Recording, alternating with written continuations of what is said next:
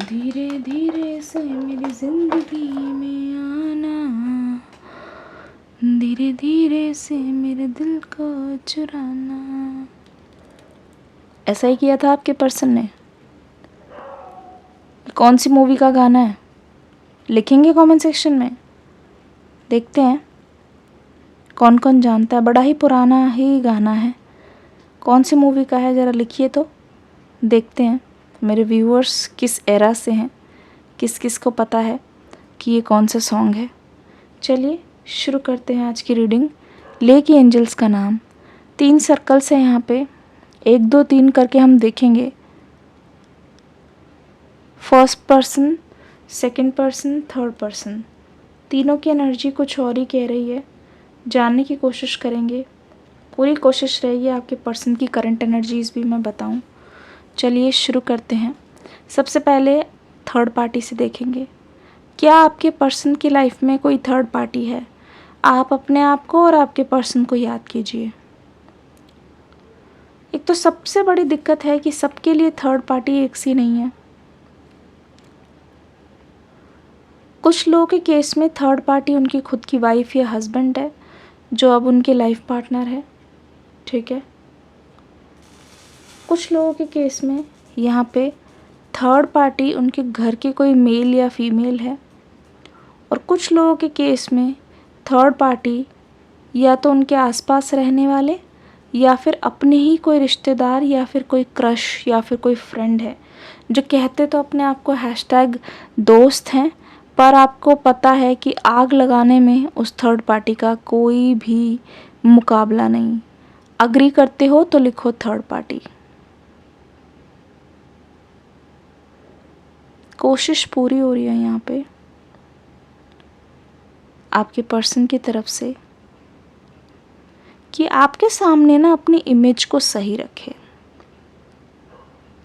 ये ना आपके बारे में जानते हैं, पता है, बहुत अच्छी तरीके से। ये भी जानते हैं आप किस टाइप का इंसान ढूंढते हो अपने लाइफ पार्टनर के लिए।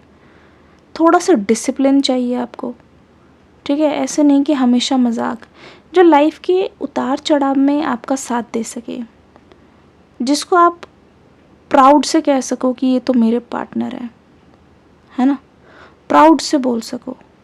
अब ऐसा ना हो कि आपने शादी तो कर ली मज़े मज़े में कि सिर्फ प्यार था, आप समाज में मुंह दिखाने लायक ना हो, ठीक है। या फिर ये मान लो कि लोग आपकी चॉइस को देख के हंस रहे हैं। इस मामले में आप बहुत ज़्यादा सावधान हो। कौन कौन इस बात से अग्री करते हैं।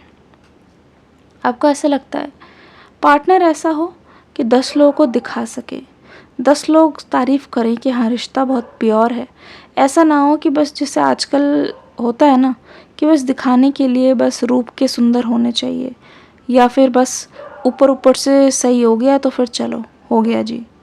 ऐसा नहीं चाहते आप चाहते हो क्योंकि आप हो सकता है सोसाइटी में बहुत एक इज़्ज़तदार फैमिली से हो, तो जहाँ पे भी आपकी शादी होगी या फिर जहाँ पे भी आपकी पार्टनरशिप होगी आपके पर्सन के साथ, वहाँ हर कोई आपको जज ज़रूर करने वाले हैं, हर कोई देखने वाले हैं। स्पेशली मैं देख रही हूँ आपके फैमिली की या फिर आपके फादर की जो रेपुटेशन है आपको बहुत ज़्यादा प्यारी है। उसी को देखकर आपके मन में कभी कभी ऐसा लगता है कि क्या ये पर्सन इन सब चीज़ों को समझ पाएंगे, क्या ये आपका फैमिली बैकग्राउंड समझ पाएंगे। कमेंट सेक्शन में लिखिए फैमिली। अब आपके पर्सन क्या सोच रहे हैं या फिर इनकी एनर्जी बताऊं। इन्होंने ना बचपन से ही बहुत ज़्यादा तकलीफ़ें देखी हैं, बहुत प्रॉब्लम्स देखी है। मतलब इनको हर चीज़ आसानी से लड्डू की तरह नहीं मिली है। अगर इन्होंने कोई चीज़ की तो उसका उनको फल मिला, और अगर कोई चीज़ नहीं की तो उनको उसका बिल्कुल भी कोई फल नहीं मिला, है ना।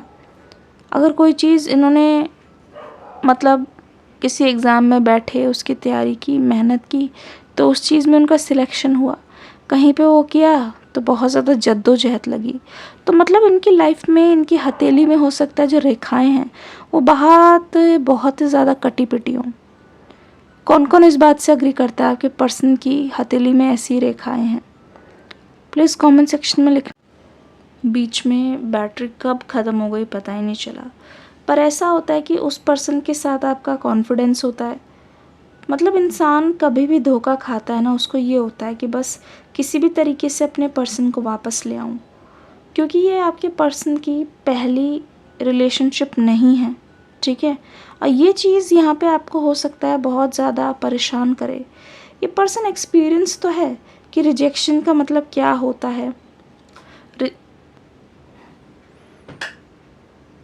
अब शुरू हो गई है भागा दौड़ी, ठीक है, क्योंकि डिले है आपके रिश्ते में बहुत ज़्यादा, आपके रियूनियन में डिले है, ठीक है। अब आप सोचोगे कि आप कैसे कह पा रहे हो कि रियूनियन होगा। जी ज़रूर होगा, ठीक है, बस थोड़ा सा डिले है। ये विलंब भी इसीलिए है क्योंकि आप हमेशा अपने मन में डाउट रख रहे हो।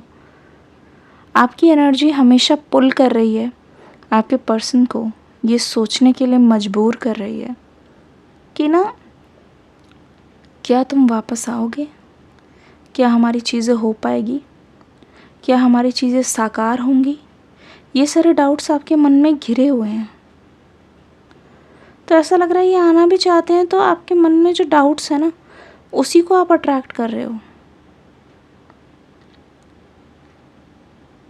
समझ रहे हो? काफ़ी सारी चीज़ें यहाँ पे बहुत कॉम्प्लिकेटेड है, काफ़ी सारी चीज़ें। मुझे लगता है कि जो मेन बातें होनी चाहिए आप दोनों के बीच में, चाहे वो पैसों से रिलेटेड हो कि आगे जाके अपने फाइनेंसेस को कैसे मैनेज करोगे, है ना, चाहे घर से रिलेटेड हो कि आप कहाँ रहोगे, वो कहाँ रहेंगे, कैसे क्या चीज़ें होंगी, आपस में क्या करोगे, है ना, ये सारी चीज़ें। दूसरी चीज़, कुछ चीज़ें ऐसी हैं जो आपने कभी भी डिस्कस नहीं की, कभी भी नहीं, कि कौन ज़्यादा एडजस्ट या कॉम्प्रोमाइज़ करेगा। अब देखिए ये पर्सन क्या सोच रहे हैं ना, आपके पर्सन, ये एक तरीके से जितने भी फीमेल्स हैं उनसे उम्मीद की जा रही है कि वो कॉम्प्रोमाइज़ करे, उनसे उम्मीद की जा रही है कि वो हर चीज़ में एडजस्ट करें और कहीं ना कहीं मतलब अपनी लाइफ को सेक्रीफाइस करें। इस बात में कोई दो राहें नहीं है, मैं झूठ नहीं बोलूँगी आपको, हो सकता है कि मैं आपको ना बताऊँ, लेकिन फीमेल से उम्मीद की जा रही है एडजस्ट करने की। फीमेल से उम्मीद की जा रही है कि बात को समझा जाए, ठीक, एडजस्ट किया जाए। और कहीं ना कहीं हर चीज़ में मैं देख रही हूँ कि आपसे एक्सपेक्टेशन है इस पर्सन की, नो डाउट एक्सपेक्टेशन है और उस पर खरे उतरने की उम्मीद भी है। और अगर आप ऐसा नहीं करते हो तो आप दोनों के बीच में यहाँ पे प्रॉब्लम्स हो सकती हैं। इस वक्त आपके पर्सन की एनर्जी मुझे चीख चीख के ये बोल रही है, आपके पर्सन आपको बहुत ज़्यादा ब्लेम कर रहे हैं। आपके रिश्ते का फ्लॉप होने का कारण यही बता रहे हैं कि आप अपनी तरफ से चीज़ें करते नहीं हो और आपको फ़र्क पड़ता नहीं है, और सिर्फ आपकी वजह से ही ये रिश्ता सफ़र कर रहा है, सिर्फ आपकी वजह से ही इस रिश्ते में दरार आई है, सिर्फ आपकी वजह से ही यहाँ पे कलह हुई है। तो ऐसा लग रहा है कि इस रिश्ते में आप अकेले ही थे क्या, जो आपकी ही पूरी गलती है और आपने ही सब कुछ कर दिया। मेरा तो यही सवाल है, बताओ, लो कर लो बात। ऐसे तो नहीं चलता। जब हम किसी दूसरे पे ब्लेम करते हैं ना, एक तरीके से हम विक्टिम बन जाते हैं, ठीक है ना। और ऐसे में खुद किसी चीज़ का इनिशिएटिव लेना, ऐसे में खुद कोई चीज़ इम्प्रूव करना, ये बहुत मुश्किल हो जाता है। ये एक साइकोलॉजी के उससे बता रही हूँ, आप समझने की कोशिश करना, है ना। एक बार आप साथ रहने लगोगे या एक दूसरे के करीब रहोगे तो यहाँ पे क्या है ना, ये एनर्जी बता रही है कि आप एक दूसरे से अलग नहीं रह पाओगे और ये इंसान आपकी बोली भी बोलने लगेंगे, ठीक है, आपकी बोली बोलने लगेंगे और आपको ऐसा लगेगा कि अरे यार ये क्या हो रहा है, ये क्या हो रहा है, ये क्या चाहते हैं मुझसे, समझ नहीं आ रहा है, ये क्या करना चाहते हैं, पता नहीं चल रहा है, इनके मन में क्या है, थोड़ा सा डाउट लग रहा है, रिवील नहीं कर रहे हैं। काफ़ी टाइम से इस चीज़ को लेके सोच रहे हो। अब मुझे लगता है फाइनली आपको हर चीज़ का जवाब मिलने वाला है, ऐसे नहीं तो वैसे सही, ठीक है ना। हर चीज़, हर एक क्वेश्चन जो आपके मन में है उसका आंसर आपको मिल के रहेगा, चाहे वो थर्ड पार्टी से रिलेटेड हो, चाहे आप दोनों के बंधन से रिलेटेड हो, चाहे वो रीयूनियन होने से रिलेटेड हो। और ये आंसर करेंगे खुद आपके पर्सन। सभी सवाल का जवाब मिलेगा आपके पर्सन की तरफ से, क्योंकि यहाँ पे कॉल मैसेज तो बहुत ही कॉमन है। यहाँ पे मुलाकात भी हो सकती है, और ये मुलाकात मुझे प्लान्ड नहीं लग रही है। ये मुलाकात मुझे ऐसा लग रहा है कि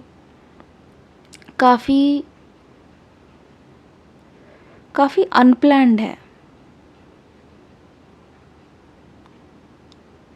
काफ़ी, कैसे बताऊँ, एकदम ऑल ऑफ अ सडन होने वाली है। कहीं पे भी आप मिल सकते हो। अगर आपका कहीं बाहर जाने का प्लान बन रहा है, मेक श्योर आप तैयार होके जाओ, क्योंकि ये पर्सन आपको कहीं पे भी मिल सकते हैं।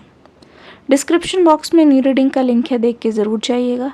मिलूंगी अगली रीडिंग में एक न्यू एनर्जी के साथ। God bless you, love you all, take care and bye bye.